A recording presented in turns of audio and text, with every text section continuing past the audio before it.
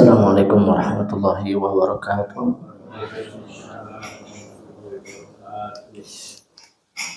Alhamdulillah, alhamdulillahilladzi anzala as-sakinata fi qulubil mu'minin liyazdadu imanan ma'a imanihim. Asyhadu an la ilaha illallah wahdahu la syarika lah wa asyhadu anna Muhammadan 'abduhu wa rasuluhu alladzi la nabiyya wa la rasula ba'dahu. Amma ba'du. Hadirin jemaah salat subuh Masjid At-Tariq yang dirahmati oleh Allah, kita bersyukur kepada Allah Subhanahu wa taala pada kesempatan ini. Allah Subhanahu wa taala masih memberikan kepada kita nikmat. Salah satu nikmat yang teragung adalah nikmat di mana Allah Subhanahu wa taala mengutus Nabi Muhammad kepada kita. Itulah nikmat yang teragung, kata Ibnu Taimiyah, bahwa salah satu nikmat yang paling besar adalah ketika Allah mengutus Nabi Muhammad, karena Nabi Muhammad lah yang mengenalkan kepada kita apa itu iman, apa itu Islam. Dan kita bersyukur dengan petunjuk dari Rasulullah SAW, kita dikaruniakan juga taufik oleh Allah, kekuatan untuk bisa mengamalkan salat subuh secara berjamaah. Datangnya kita ke tempat ini bukan karena kita soleh. Datangnya kita ke tempat ini bukan karena kita ahli masjid. Datangnya kita ke tempat ini tidak lain dan tidak bukan karena pertolongan Allah. Maka saat kita menjawab hayya 'alas shalah, apa jawabannya, Pak? La haula wala quwwata illa billah. Apa artinya? Tiada daya dan upaya melainkan semuanya datang dari Allah. Jadi datangnya kita ke tempat ini karena pertolongan Allah. Jangan sampai ada di dalam hati kita mengatakan kami datang ke tempat ini karena kita paling soleh, karena paling takwa.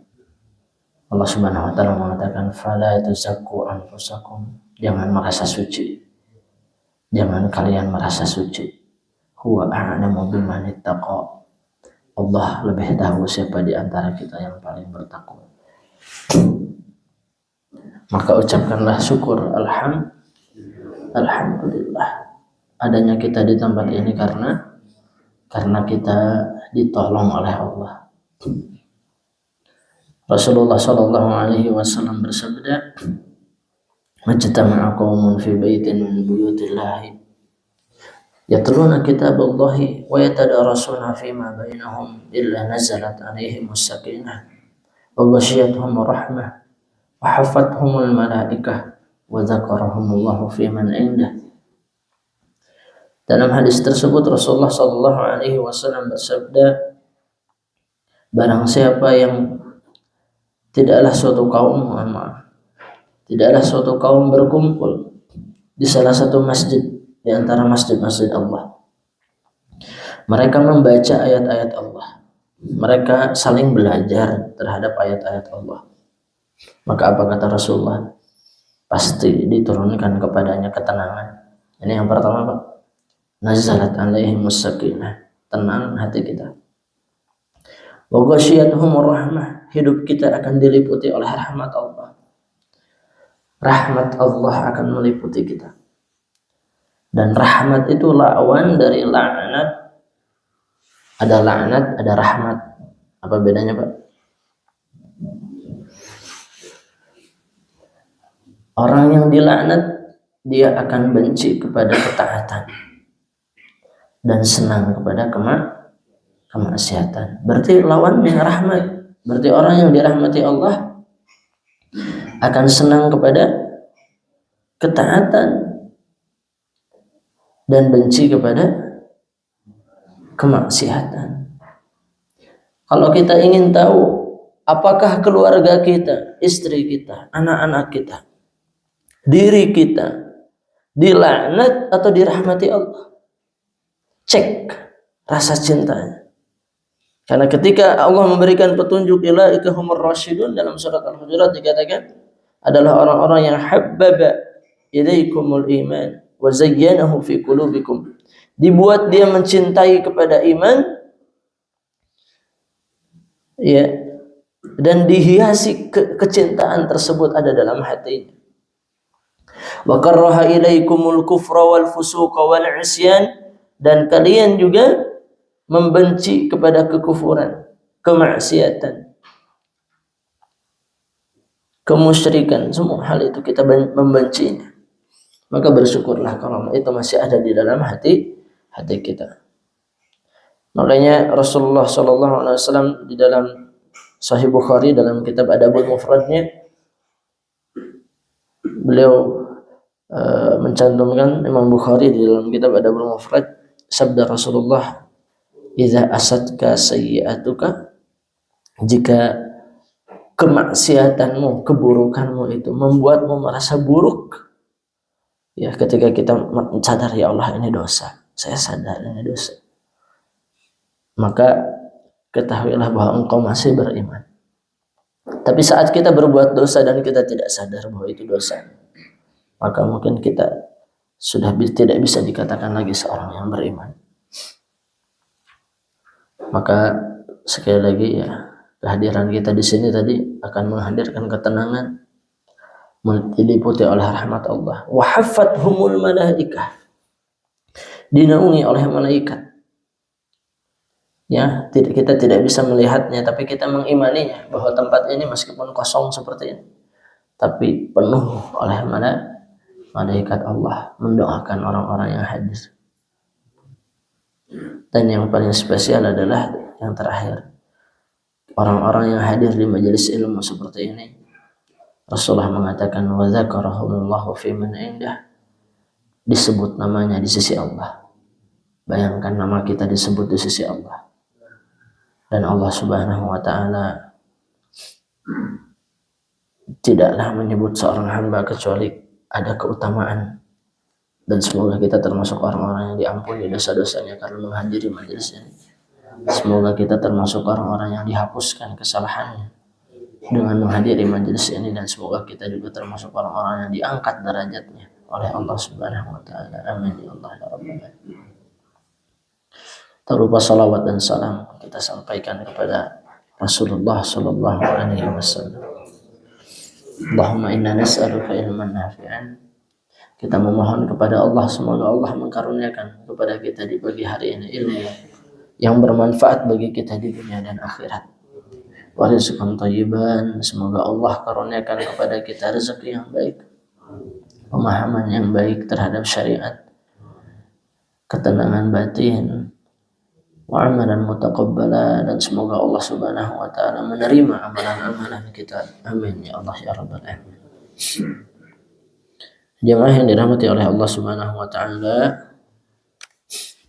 insyaallah ta'ala kita akan masuk pembahasan ke dalam surat Al-Baqarah. Masih di surat Al-Baqarah ayat 107 ya. Nah,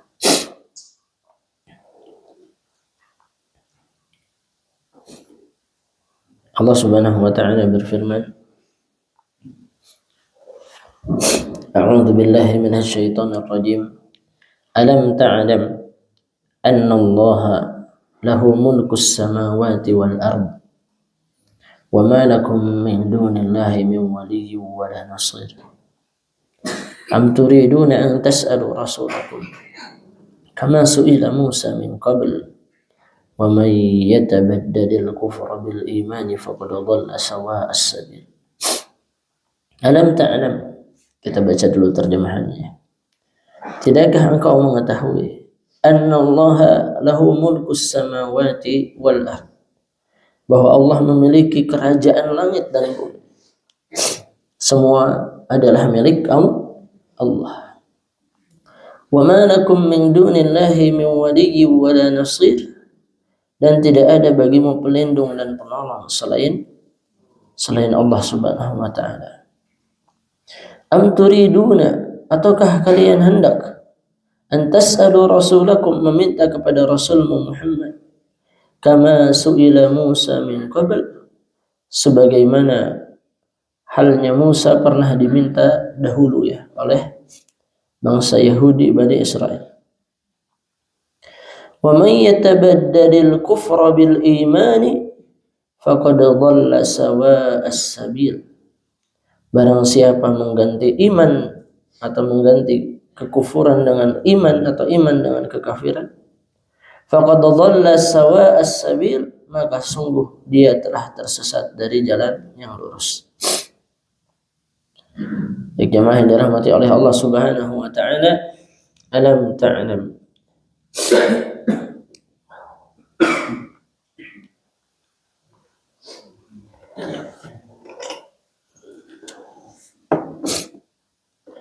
para ulama mengatakan bahwa ayat ini adalah pertanyaan ya, yang dimana khitabnya atau lawan bicaranya bukan Nabi Muhammad. Lawan bicaranya adalah orang-orang kafir. Dan sebagian ulama mengatakan inda nuzulil azab, ketika Allah menimpakan azab kepada orang-orang kafir, maka Allah Subhanahu wa taala akan bertanya kepada setiap di antara mereka, alam ta'lam anna Allah lahu mulkus samawati wal ardi wa ma lakum min dunillahi min waliyyin wa la nasir. Bayangkan kita berada di posisi tersebut. Azab Allah Subhanahu wa taala akan menimpa kita. Dan Allah bertanya kepada kita, kamu sadar enggak? Kamu ngerti enggak? Kalau kita pakai bahasa kita gitu ya. Kamu faham tidak bahwa Allah Subhanahu wa taala yang memiliki seluruh kerajaan langit dan bumi? Dan tidak ada penolong yang bisa menolong engkau selain Allah Subhanahu wa taala. Tidak ada yang akan bisa melindungimu saat ini. Tidak akan ada yang bisa menolongmu. Maka ayat ini jemaah yang dirahmati oleh Allah Subhanahu wa taala ya, bisa kita baca ketika ada gejolak untuk kita bermaksiat, ada bisikan-bisikan syaitan, maka ingatlah bahwa seluruh bumi yang kita pijak dimanapun kita berada, milik siapa jemaah? Milik Allah. Maka dimanapun kita berpijak, bumi itu milik Allah. Dan tidak layak bagi kita untuk bermaksiat di atas bumi Allah Subhanahu wa taala. Maka ketika langit dan bumi disebutkan dalam surat Al-Insyiqaq, A'udzubillahi minasyaitonir rajim, bismillahirrahmanirrahim. Idzas samaa'u syaqqat, apabila langit terbelah, nanti langit akan terbelah. Wa adzinat li rabbiha wa huqqat, dan langit taat dan benar-benar taat kepada Allah. Ketika Allah perintahkan terbelahlah, maka langit akan terbelah. Wa idzal ardu muddat, dan ketika itu bumi meluluntahkan segala hal yang ada di dalamnya, pecah. Lalu Allah mengatakan wa adzinat li rabbiha wa huqqat wa idzal ardu muddat wa alqat ma fiha wa takhallat. Bahkan juga sebelumnya disebutkan bumi mengkosongkan segala sesuatu dari isinya ketika hari kiamat nanti. Wa adzinat li rabbiha wa huqqat, dan Allah Subhanahu wa taala katakan bahwa bumi pun termasuk makhluk Allah yang taat. Makhluk Allah yang taat dan benar-benar taat. Wa huqqat. Jadi kita berada di atas bumi, di mana bumi adalah makhluk Allah yang taat, dan kita berada di bawah langit, di mana langit adalah makhluk Allah yang taat. Dan semuanya akan menjadi saksi bagi kita. Ya, semuanya akan menjadi saksi bagi kita. Idza zulzilatil ardu zilzalaha wa akhrajatil ardu athqalaha. Terus Wa qala al-insanu ma laha yawma idzin tuhadditsu akhbaraha. Pada hari itu bumi akan mengabarkan. Bumi akan menjadi saksi bagi kita tentang apa yang kita perbuat di hadapan Allah Subhanahu wa taala di atas bumi dan di bawah langit ini. Saat kita mengetahui bahwa langit dan bumi adalah makhluk Allah yang taat, ya, maka seyogianya bagi kita sadar bahwa kita tidak berhak ya untuk bermaksiat di atas bumi ini. Jemaah yang dirahmati oleh Allah Subhanahu wa taala, ada analogi permisalan. Bagaimana saat di rumah kita ya berdoa kepada Allah semoga kita termasuk muslim yang taat. Lalu di halaman rumah kita tiba-tiba datang gerombolan pemuda main judi sambil mabok, Pak. Main judi sambil mabok. Gimana respon bapak-bapak? Cicing atau diusir, Pak? Ibu-ibu kira-kira diusir atau diam? Ibu-ibu jawabnya apa? Diusir. Kenapa diusir, Bu? Pak, kenapa diusir, Pak? Karena di rumah Bapak atau karena itu maksiat? Karena itu maksiat. Bukan karena itu rumah Bapak, bukan.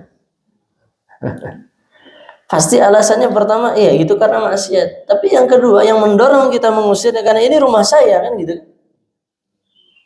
Nah, buktinya itu yang di jalanan kan tidak kita usir. Ada yang pernah mengusir orang-orang mabuk di jalan? Masya Allah. Alasan yang terkuat selain itu maksiat karena itu rumah kita. Lalu hari kedua orang-orang itu datang lagi, Pak, main judi lagi, mabok lagi, padahal udah diusir. Kira-kira Bapak ngapain? Marah atau tidak marah? Marah. Udah marah keluar lagi mereka. Besok datang lagi, Pak. Kira-kira makin marah nggak Bapak? Ditonjok, Pak.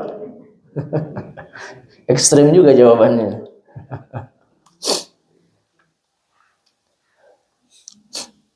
Maka jangan heran ketika Allah Subhanahu wa taala menimpakan bencana itu, satu kampung dihilangkan karena mereka bermaksiat.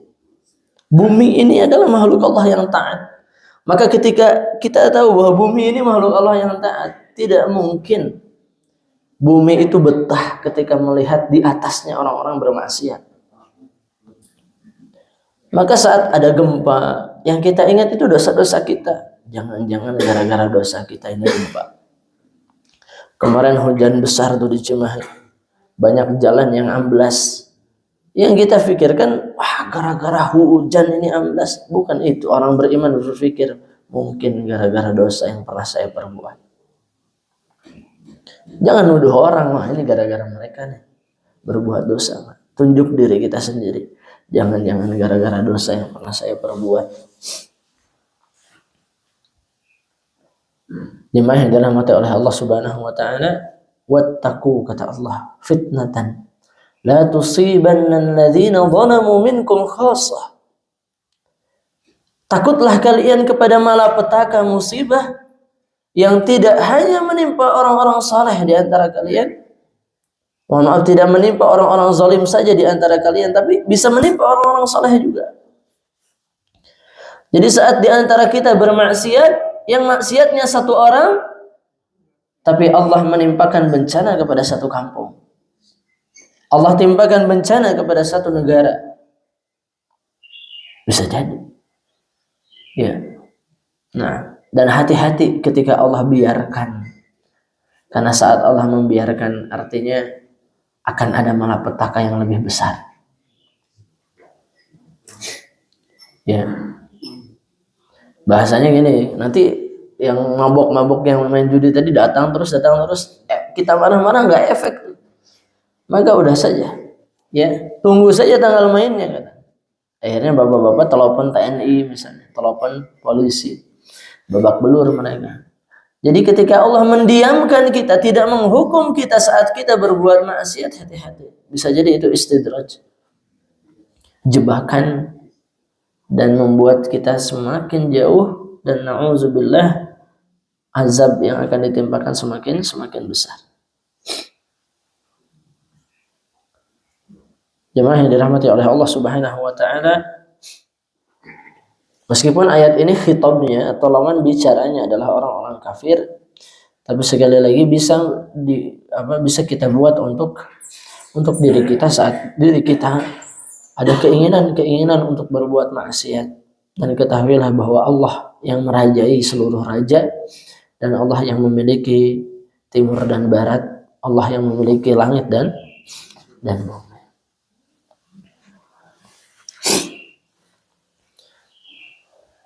Lalu Allah Subhanahu wa taala mengatakan, wa ma lakum min dunillahi min waliyyin wala nasir.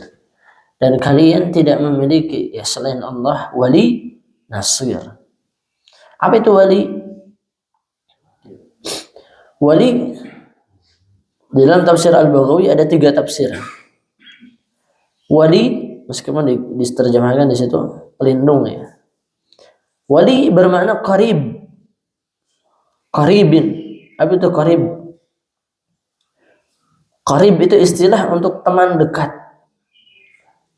Istilah untuk kita ini bahkan diserap dalam bahasa Indonesia. Qarib, kerabat gitu kan. Qarib itu dalam bahasa Arab.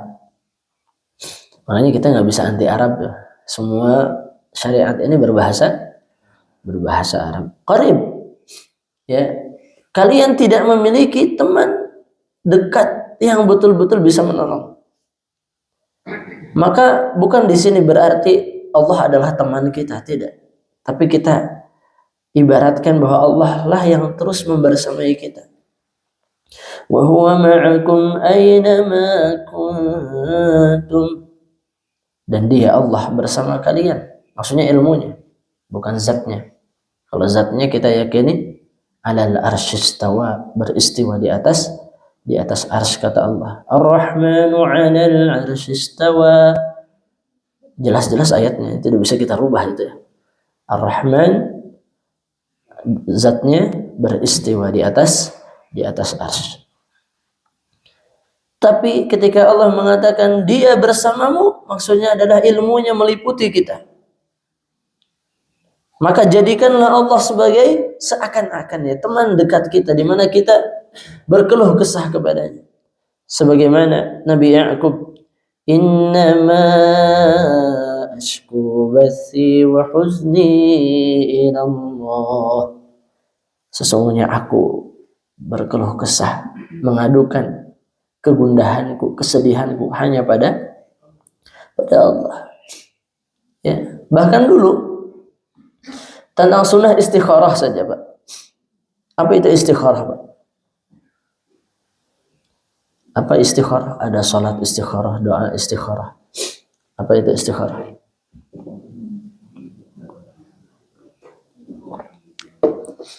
Ibu-ibu jawab tapi bisik-bisik. Apa, Bu? Untuk menentukan pilihan, Masya Allah. Betul. Dulu para salafus soleh. Nah ini biasanya bab istikharah tuh di masyarakat kita dipakainya di pembahasan apa, Pak? Nikah. Nikah perlu istikharah. Assalamualaikum. Contoh begini, Pak. Saya mau sholat tahajud, istikharah dulu nggak? Saya tahajud jangan ya, istikharah dulu. Perlu? Saya mau sholat duhur, istikharah dulu nggak? Ya nggak usah. Kalau sudah masuk waktu sholat duhur ya sholat. Maka ketika anak kita sudah wajib menikah, tak perlu lagi dia istikharah. Menikahlah kalau sudah wajib.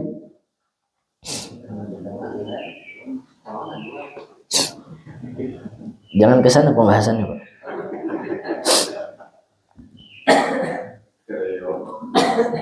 Ya keseleo itu ya. Baik.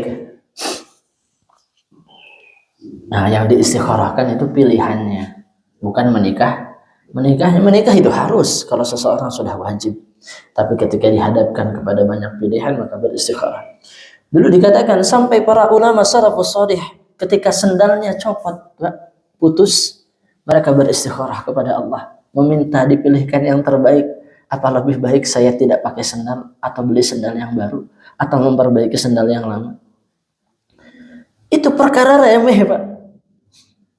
Maka ya, ini adalah sunnah al-mahjurah, sunnah yang ditinggalkan oleh kaum muslimin. Apa? Meminta kepada Allah dipilihkan yang terbaik. Allahumma inni astakhiruka bi ilmika wa astaqdiruka bi qudratika. Allahumma inni la a'lamu anta a'lam atau anta a'lamu wa ana la a'lam. Allahumma in kunta hadzal amr khairun li fi dini wa dunyaya wa akibatu amri ajilihi wa ajilihi faqdurhu li wa yassirhu li wa barik li fihi.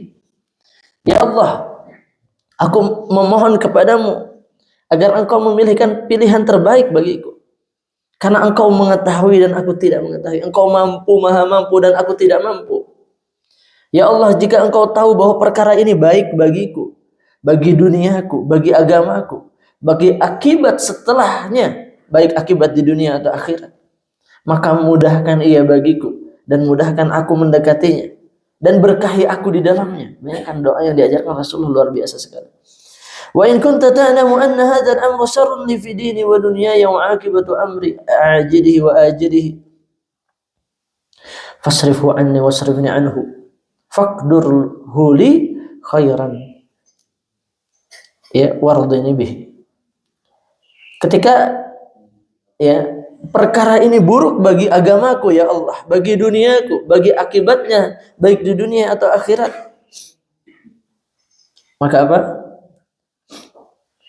Palingkan dia dariku dan palingkan aku darinya. Dan buatlah hati ini ridho menerimanya. Ini luar biasa. Makanya Imam Bukhari setiap menulis hadis, beliau mandi dulu, Pak. Salat 2 rakaat meminta kepada Allah yang terbaik. Maka tertulislah Sahih Bukhari, kitab tersahih setelah apa? Setelah Al-Quran. Nah, maka jadikanlah Allah itu wali. Wali itu qarib. Di mana hal remeh pun kita minta pada Allah. Ya. Jadi jangan melihat sesuatu kecuali kita, atau jangan meminta sesuatu kepada makhluk sebelum kita meminta kepada Allah Subhanahu wa taala. Ajukan proposal kita kepada Allah di sepertiga malam. Ajukan setiap selesai sholat. Jadikan Allah itu qarib. Nah.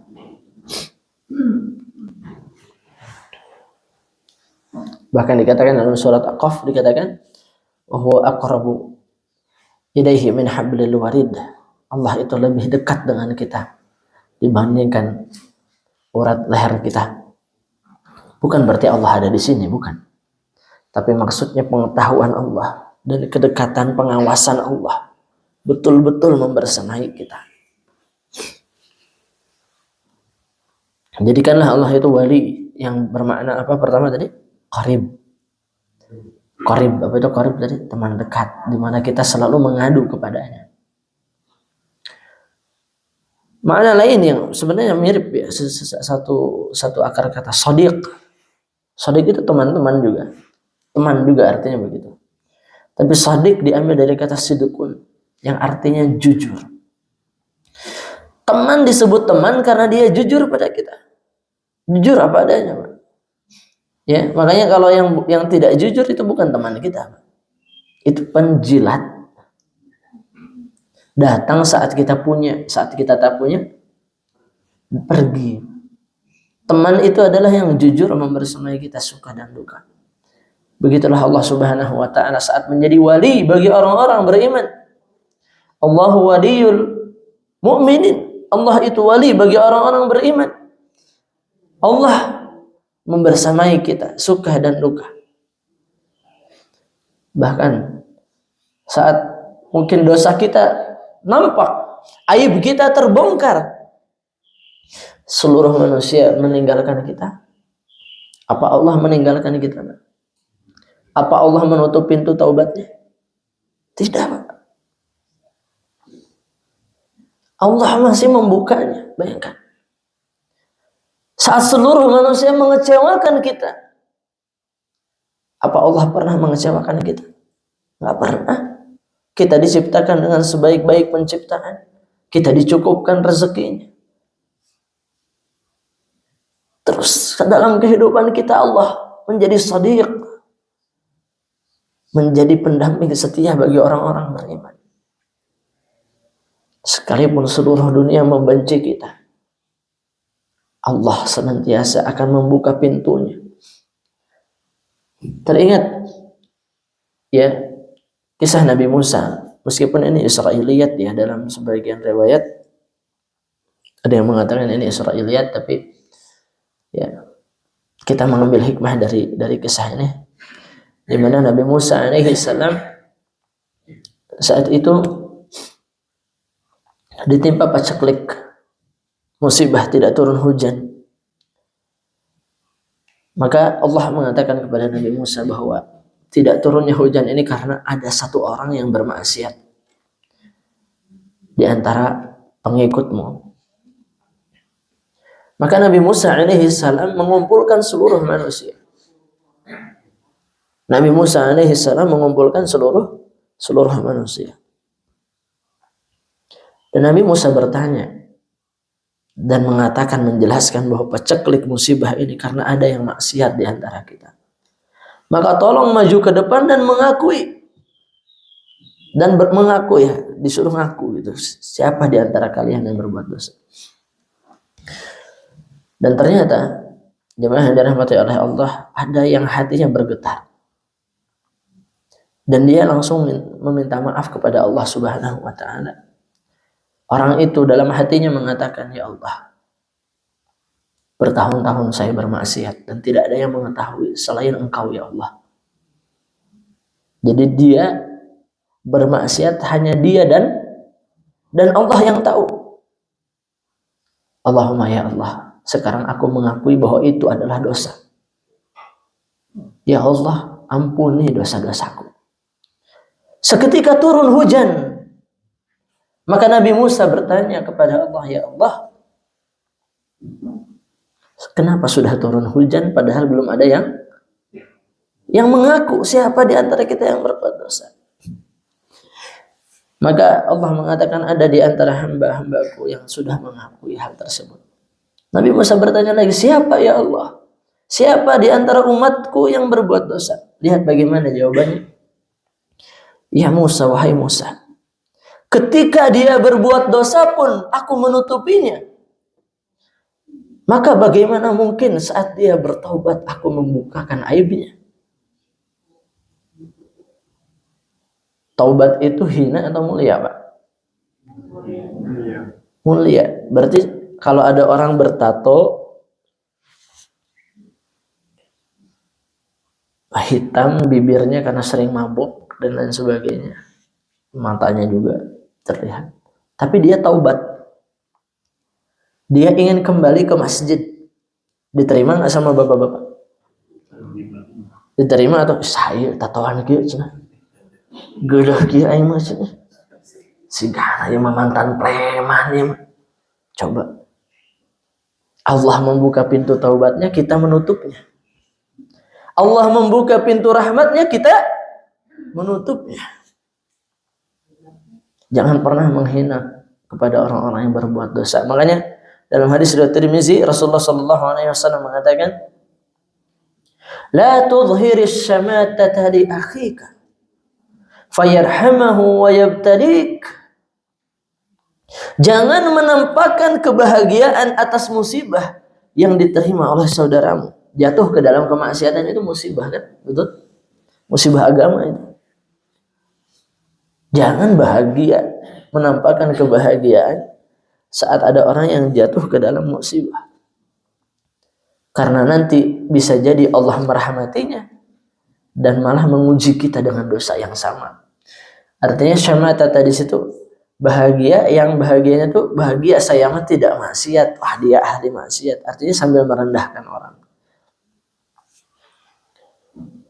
Nah, jemaah yang dirahmati oleh Allah Subhanahu wa taala, maka ya Allah itu wali, dan wali di situ shadiq adalah zat yang maha jujur, yang betul-betul akan menampakkan segala sesuatunya, dan semoga Allah mengampuni dosa-dosa kita.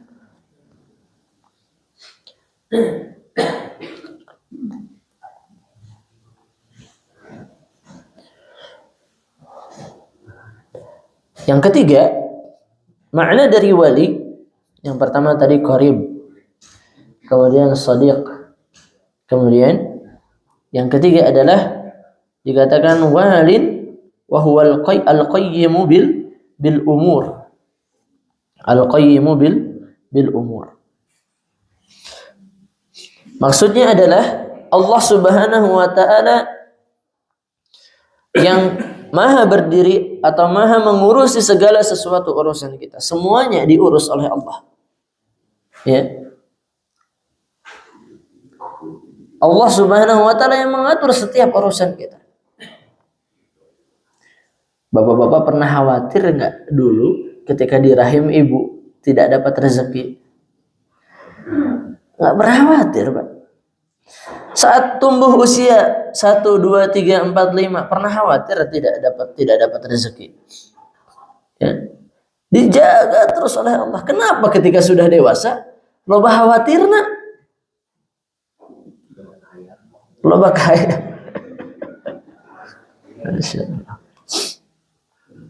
Kenapa kita banyak khawatirnya, padahal rezeki tidak akan pernah kurang.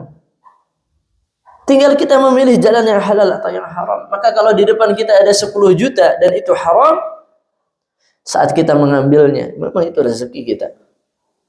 Padahal kalau kita mau bersabar, 10 juta itu tetap akan datang kepada kita dengan cara yang halal. Cuman sabar saja. Rezeki itu tidak akan meleset. Sampai betul-betul kita wafat, baru rezeki itu selesai. Jadi jangan pernah mengkhawatirkan masalah rezeki. Maka kalau bapak-bapak ada anak perempuannya yang datang orang soleh kepadanya, melamar anak bapak, dan bapak masih bertanya, gawe naon sia? Berarti tarang ngaji bapak nak.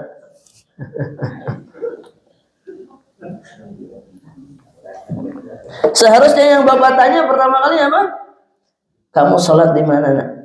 5 waktunya.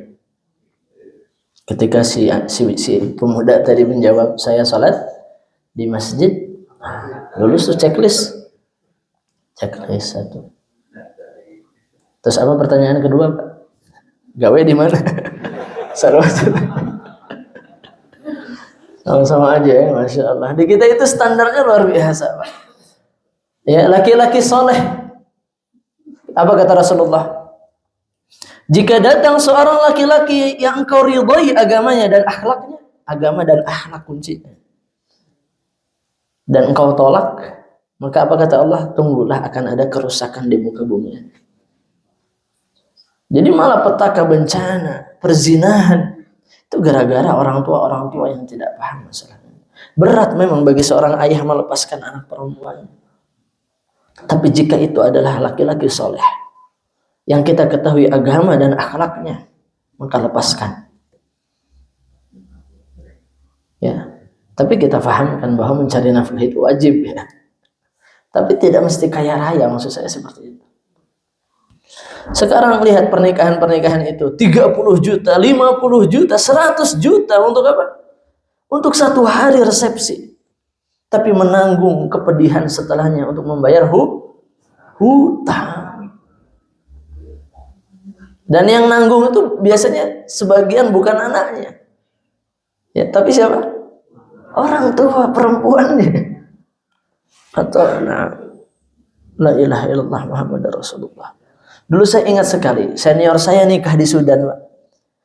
Ya, bilang sama Syekh, sama guru, Syekh saya ingin menikah. Oke, dicarikan perempuan, ketemulah perempuan. Syekh sudah siap, sudah cocok. Menikahlah. Ya. Qabil tuh, saya terima nikahnya. Sah, semuanya menyaksikan. Sudah sah belum secara agama? Sudah sah. Terus walimahnya apa? Bagi-bagi kurma sama permen. Beli kurma itu dihandap oleh haji dan umrah ada. Terus beli permen, dibagi-bagikan, selesai. Setelahnya kita bisa masuk ke bangun kontrakan dan sebagainya. Hanya standar kita buat bahwa pernikahan itu sesuatu yang harus mahal. Makanya Rasulullah mengatakan, adakanlah walimah walau hanya dengan 1 ekor kambing. Bukan berarti minimal seekor kambing, bukan. Tapi minimal ada makan-makannya, sekalipun eta punya permen gitu. Masya. Baik jemaah yang dirahmati oleh Allah Subhanahu wa taala, Allah yang mengatur segala urusan, maka kenapa kita harus mengkhawatirkan rezeki seseorang? Ya. Istilah banyak anak banyak rezeki. Ya memang bertambahnya anak, ya pasti Allah ya tambah rezekinya. Tidak mungkin. Nah. Jadi konsepnya adalah di mana ya kita yakin bahwa segala urusan kita Allah yang mengurusnya. Makanya mengajarkan anak, misalnya anak minum obat deh. Saat kita mau minum obat, kamu jangan mengatakan begini kepada anak-anak. Kamu minum obat, kalau nggak minum obat nanti kamu sakit. Tapi katakan, ayo minum obat. Nah sebelum diminum itu tanya, siapa yang menyembuhkan? Udah terbiasa anak itu. Usahakan dari usia 2 tahun, 3 tahun. Terus kita ajarkan siapa yang menyembuhkan. Sebelum dia masuk obat itu, kita tanamkan tauhid kepada anak-anak. Dia akan menjawab Allah. Terus sehingga terdoktrin dalam pikiran, dalam bawah sadarnya, betul-betul bahwa yang menyembuhkan adalah Allah, bukan obat itu. Obat hanya wasilah. Hanya jalan di mana kesembuhan itu sampai. Bukankah ada orang yang dengan penyakit yang sama, dengan obat yang sama, yang satu sembuh, yang satu meninggal. Ya, yang satu sembuh, yang satu nggak sembuh. Masing-masing punya takdirnya di sisi Allah Subhanahu wa taala. Nah, maka jelas ya bahwa segala urusan kita itu wali. Allah waliyul umur. Allah itu adalah al-qayyimu bi umurina. Allah yang mengurus segala sesuatu. Maka serahkan urusan kita pada Allah. Makanya dalam doa zikir pagi dan petang salah satunya ya hayyu ya qayyum. Ada yang hafal? Bi rahmatika astaghits. Wahai zat yang maha hidup dan maha berdiri sendiri mengatur segala sesuatu. Bi rahmatika astaghits. Dengan rahmatmu ya Allah hamba beristighatsah. Apa itu istighatsah? Astaghits, beristighatsah. Istighatsah bukan dangdutan, Pak ya. Di kita itu istighatsah tapi dangdutan. Apa itu istighatsah? Istighatsah itu meminta dengan penuh harap dan rasa cemas, sedih, betul-betul memelas, begitu bahasa kita. Betul-betul aku meminta padamu ya Allah. Ya. Bagaimana lanjutannya? Ya Hayyu ya Qayyum bi rahmatika astaghits aslih li sya'ni kullah. Perbaiki urusanku semuanya. Wa la takilni ila nafsi tarfata 'ain. Dan jangan bebankan kepadaku walau hanya sekejap mata. Bayangkan doa itu. Sudah pada hafal doanya? Kita ucapkan sama-sama. Ya Hayyu ya Qayyum bi rahmatika astaghits aslih li sya'ni kullahu wala takilni ila nafsi tarfata ainin. Ya Hayyu, wahai yang maha hidup, ya Qayyum, wahai yang maha berdiri sendiri mengurus segala urusannya. Aslih li, apa aslih li? Perbaiki sya'ni kullah, urusanku semuanya, pendidikan anak-anak, kesehatan kita semua, urusan rumah, urusan semua pokoknya. Dari A sampai Z, perbaiki urusanku semuanya ya Allah. Dan jangan bebankan kepadaku walau hanya sekejap mata. Bayangkan. Jadi sekejap mata pun semua urusan kita Allah yang urus. Minta itu pada Allah. Jadikan Allah itu wali. Nah, jadi menurut Imam Al-Baghawi, wali itu tafsirannya yang pertama adalah qarib, teman dekat, shadiq. Shadiq itu teman setia yang jujur, dan juga zat yang maha mengurusi segala urusan. Itu adalah makna dari wali, pelindung. Nasir, nah penolong. Nasir maksudnya adalah pencegah. Nasir itu yang mencegah kita dari azab. Allah Subhanahu wa taala yang menolong kita dari azab. Menolong itu artinya kan mencegah. Ada orang mau masuk jurang, kita cegah agar tidak masuk jurang. Jadi ketika ada orang mencegah kita dari perbuatan buruk, berarti orang itu sudah menolong kita. Jadi kalau ada orang yang marah-marah nggak jelas saat dinasihati, dia nggak sadar bahwa orang yang paling mencintai kita adalah orang yang mencegah kita dari keburukan, bukan orang yang membiarkan kita. Jadi kalau ibu-ibu dinasihati sama bapak-bapak, Bu, jangan lupa pakai kerudung kalau beli sayur ke depan rumah. Ibu-ibu kalau beli sayur nggak pakai kerudung, keluar. Tapi kagok Ustaz bisa kabur tukang sayur aja. Bu, sayur. Keluar ibu-ibu tanpa pakai jilbab, pengajian pakai jilbab. Sekarang kan memang sudah dicuci otak para perempuan di negara kita itu bahwa kewajiban berjilbab itu pakai mukena saat sholat. Sebenarnya mukena itu wajib dikenakan oleh perempuan ketika keluar rumah, bukan ketika sholat saja. Ya. Makanya ketika ibu-ibu jilbabnya sudah terbiasa panjang, nggak usah pakai mukena lagi, langsung sholat saja. Jadi kewajiban menutup jilbab sampai menutupi dada, sampai ke bawah menjulur, namanya juga jilbab. Apa itu jilbab? Ada khimar. Khimar itu yang menutup kepala, namanya khimar. Tapi kalau jilbab adalah kain yang menjulur sampai ke bawah. Ini yang saya pakai apa Pak? Jubah ya. Saya pakai jubah. Ini bahasa Arabnya jilbab. Ini bahasa Arabnya jalabiyah, jilbab. Ini orang Arab nyebutnya jilbab. Kenapa disebut jilbab? Karena menjulur sampai bawah. Jadi kalau ada yang pakai kerudung, tuh, sampai dia gitu, itu bukan jilbab. Ya, ada yang cuma pakai baik, itu bukan jilbab. Makanya kan di dalam surat ya, kalau kita lihat di dalam Al-Quran, ini wajib dihafalkan oleh ibu-ibu dan bapak-bapak juga untuk memberitahu ibu-ibunya, karena terkadang ibu-ibu melanggar aturan jilbab ketika senam, ketika pakai pakaian olahraga. Nah, ini harus diperhatikan baik-baik. Di surat surat Al-Ahzab ya, Al-Ahzab 59. Ya ayuhan nabi qul li azwajika wa banatika wa nisa'il mu'minina yudnina 'alaihinna min jalabibihinna. Bahasanya kata Allah, wahai nabi katakan kepada istri-istrimu, anak-anak perempuanmu dan seluruh wanita beriman, julurkan jilbab-jilbab mereka. Yudnin. Perhatikan jilbab istri kita, Pak. Perhatikan jilbab anak-anak perempuan kita. Nah, sampai bawah. Anak perempuan kalau dilatih dari sebelum usia 7 tahun, seperti perintah sholat ya, nanti usia 7 tahun mulai kita wajibkan, tapi belum dihukum, nanti usia 10 seperti itu.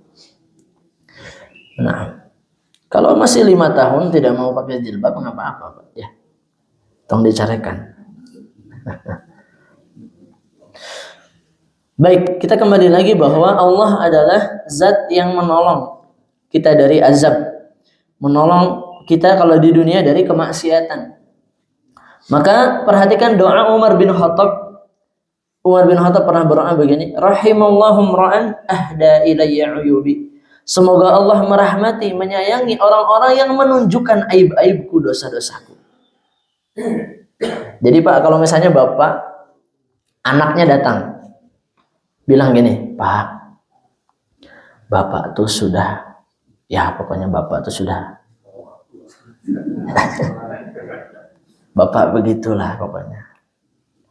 Pak, Allah Subhanahu wa taala mengatakan wa yuharrimu alaihimul khaba'ith. Allah itu mengharamkan yang buruk-buruk, yang membahayakan bagi tubuh kita, Pak. Oh, Bapak udah paham langsung. Anaknya datang, Pak, kata Allah, Allah mengharamkan yang buruk-buruk, Allah mengharamkan yang berbahaya bagi diri kita.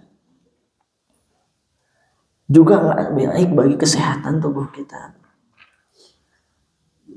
Tolong, Pak. Apa, Pak? Lanjutannya? Lanjutin, Pak. Saya takutnya nggak diundang lagi ke masjid ini, Pak. Tolong, Pak, berhenti merokok. Kira-kira anak yang datang dengan ayat Al-Quran, bahkan dalam hadis la darara wa la dirar, tidak boleh membahayakan diri sendiri, kata Rasulullah, dan tidak boleh membahayakan orang lain. Anak kita datang seperti itu, berarti anak kita cinta atau benci sama kita, Pak? Anak kita hendak mencegah kita dari kemaksiatan, hendak mencegah kita dari azab Allah. Tapi nyatanya tidak semua orang tua menerima nasihat itu. Ya, malah naon sih mana itu tingali Habib-habib oge ngarokok sih teh. Mikir. Ya tenan naon apa nanti di surga juga mereka bingung nyari sumber apinya dari mana. Jadi orang-orang merokok itu ketika di surga kebingungan, Pak. Iya nyalakeun kumaha. Api hanya ada di mana, Pak? Hanya ada di neraka masalahnya. Ya, fa'tabiru ya ulil albab, maka berfikirlah wahai orang-orang yang berfikir.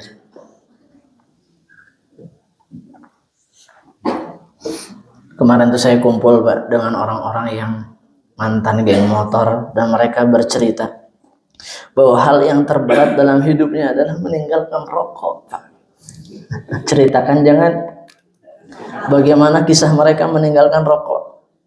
Dan ternyata setelah semuanya berkisah, ada satu orang yang nyeletuk, Pak Ustaz, dan saya mah ieu ge aya keneh di Samsu. Masya Allah, saya bilang nggak apa-apa. Ya, selama masih sadar bahwa itu dosa. Yang bahaya itu kalau kita tidak sadar bahwa itu dosa. Berarti kan meremehkan.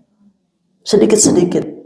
Bahkan mereka cerita, meninggalkan khamr dengan meninggalkan rokok lebih berat meninggalkan rokok. Mabuk itu, Pak Ustadz, saya dulu pernah sholat di sini tuh ada apa? Khamr katanya. Yang saya simpan pakai botol aqua. Sholat itu sambil bawa khamr. Ya. Nah, sholatnya mabok, Pak. Nah, tapi sekarang yang sulit itu adalah meninggalkan itu. Apalagi kalau mau tidur, apalagi kalau sudah makan katanya. Itu kan ada hadis palsunya, ni'matul 'udu di ba'da ta'am gitu. Tapi jamaah yang dirahmati oleh Allah, mintalah kepada Zat yang Maha menolong kita. Sebelum kita menyesal masuk ke alam kubur, sebelum kita masuk ke dalam pilihan antara surga dan neraka. Maka kehidupan ini hanya sekali. Maka mintalah kepada Allah agar kita dikaruniakan amal yang terbaik. Amal yang terbaik. Dan tidak ada satu ulama pun yang mengatakan bahwa rokok itu makruh kecuali ulama-ulama yang ada di Indonesia. Kalau kita lihat ulama-ulama Timur Tengah, mau mazhabnya Hambali, Maliki, Syafi'i, semuanya mengatakan haram. Semuanya mengatakan keharaman. Maka perlahan ya, kalau tidak bisa meninggalkan ya pokoknya ya haram gitu. Tapi sedikit ya berazam, bertekad kepada Allah Subhanahu wa taala. Tidak ada yang instan semuanya. Tapi berdoalah kepada Allah, semoga Allah Subhanahu wa taala mengkurniakan kepada kita kekuatan. Jadi ketika ada orang yang menunjukkan aib-aib kita, menunjukkan dosa-dosa kita, maka yakini bahwa itulah orang yang paling mencintai kita. Maka apa sikap kita? Balas cinta itu dengan terima kasih. Makasihna. Punten Bapak teh. Di SMP keneh Bapak mah udud teh. Berat. Pido anaknya, pido anak. Bapak mah alhamdulillah udur-udur dia sholat keneh. Bapak mah sedekah gitu. Wah, umrah ge unggal tahun. Bari udud. Ya. Jadi bapak-bapak yang dirahmati Allah Subhanahu wa taala, balas dengan kasih cinta meskipun kita tidak bisa meninggalkan maksiat itu, tapi minta doa ya supaya bisa melaksanakan itu. Masya Allah sudah terbit ya matahari. Satu ayat lagi Pak ya. Am turiduna an tas'alu rasulakum. Nah ini agak berpindah sedikit. Jadi kesimpulan kalau di ayat sebelumnya, sekali lagi ayat itu bagus kalau kita hafalkan sedikit saja itu. Meyakini bahwa Allah yang merajai langit dan bumi, meyakini bahwa yang melindungi kita, yang menolong kita, teman setia kita, yang mengatur seluruh urusan kita hanya Allah. Ya, minta hujan kepada siapa Pak? Pada Allah, jangan pada Mbak Rara. Ada apa-apa ke dukun, jangan sampai. Ya, mintalah pada Allah. Baik, kemudian ayat setelahnya ini turun bagi orang-orang Yahudi. Ketika orang-orang Yahudi berkata, "Ya Muhammad, i'tina bi kitabin minas sama'i jumlatan kama ata Musa bit-Taurah." Yahudi mengatakan kepada Nabi Muhammad, "Wahai Nabi Muhammad, datangkan kepada kita kitab dari langit langsung sekaligus sebagaimana Allah mendatangkan Taurat kepada Nabi Musa sekaligus dalam 40 hari 40 malam itu." Ya, meskipun sebenarnya enggak sekaligus ya, tapi orang Yahudi bilang seperti itu. Maka Allah berfirman, "Am turiduna an tas'alu rasulakum?" Apakah kalian hendak meminta kepada rasul kalian Muhammad? Ya. Kama su'ila Musa min qabl. Sebagaimana Musa diminta oleh kaumnya saat itu. Ya, kalau kita lihat nanti di dalam surat yang lain, surat Al-A'raf ya, arinallaha jahratan. Permintaan orang pengikut Bani Israel kepada Nabi Musa apa? Arinallaha jahratan. Tampakkan kepada kami Allah. Makanya hati-hati Pak. Permintaan kepada seseorang yang memimpin kita, ini sebenarnya adab bagi yang dipimpin ya. Itu bisa menjadi pemikiran dan bisa menjadi harapan bagi orang yang sedang memimpin. Nabi Musa diminta oleh umatnya perlihatkan Allah. Apa salah satu doa Nabi Musa? Nabi Musa minta sama Allah, "Ya Allah, tampakkan dirimu." Apa permintaan Nabi Isa? Turunkan hidangan dari atas langit. Karena permintaan Hawariyun. Hati-hati ya, makanya kita misalnya istri meskipun hanya isyarat, "Pak, lemari kita udah jelek Pak ya. Kayaknya bagusnya Pak." Nah, itu hati-hati nih ibu-ibu. Terkadang terjadi keretakan rumah tangga hanya karena hal-hal sepele seperti itu. Ya, akhirnya suami yang dibuka adalah lemari bagus. Bagaimana ini? Padahal lemari yang sebelumnya masih bisa dipakai. Nah, makanya Allah juga mengatakan kepada para sahabat bahwa Rasulullah itu berat dengan apa yang kalian minta. Jangan terlalu banyak permintaan kepada Rasulullah. Nah, dan di sini bahwa mereka tidak beriman ya. Bahkan dikatakan juga bahwa kafir Quraisy itu juga nanti di awal-awal surat Al-An'am ya, bahwa mereka itu meminta kepada Muhammad Rasulullah untuk mendatangkan malaikat. Turunkan malaikat kalau kau betul-betul rasul gitu. Bahkan dalam teks ayatnya, kenapa Rasulullah itu manusia, seharusnya malaikat.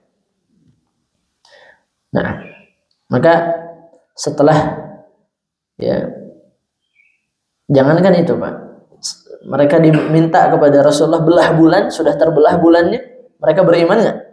Enggak. Makanya Allah mengatakan seandainya malaikat diturunkan menjadi rasul, mereka pun tidak akan beriman. Itu cuma harapan atau permintaan-permintaan yang apa ya bahasanya, cuman menantang saja ya. Maka tidak boleh kita mengganti petunjuk Allah dengan kekufuran. Wa may yatabadalil kufra bil imani faqad dhalla sawa'as sabil.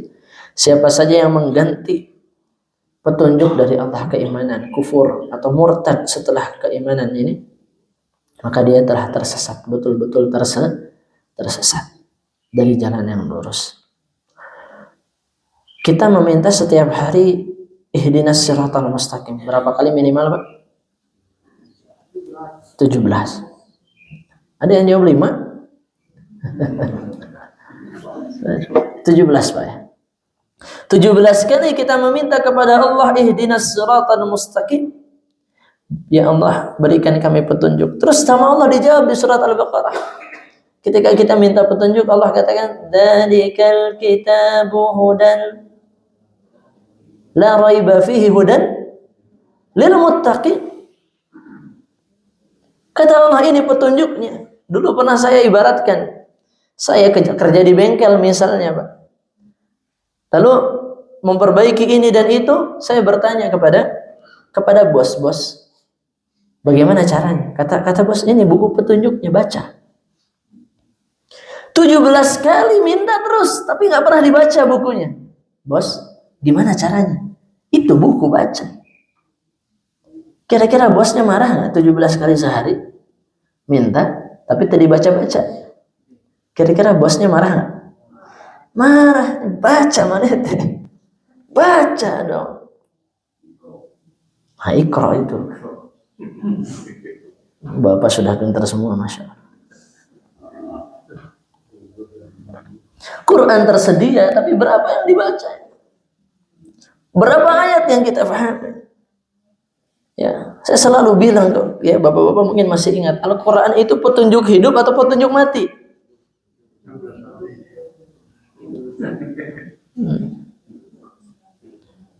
Tapi kenapa banyak orang yang sudah mati, petunjuk hidupnya belum dibaca? Hati-hati.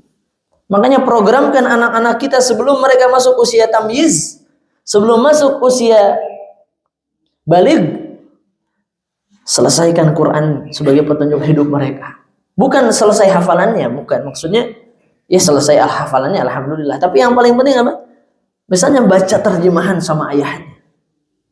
Baca terjemahan sama ibunya. Selesai sebelum mereka baligh. Programkan itu untuk anak-anak kita.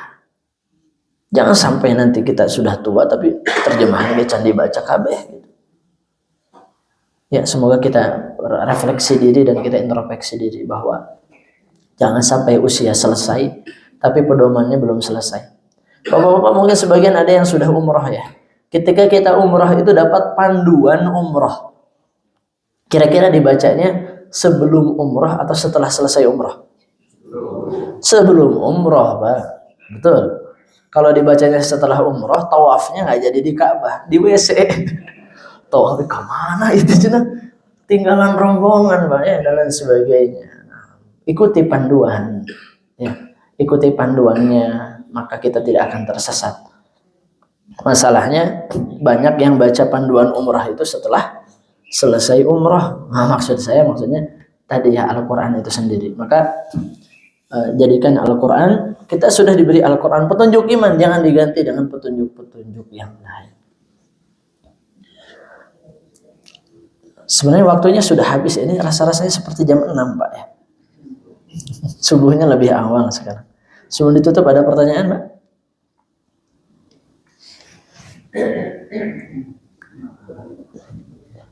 Ada?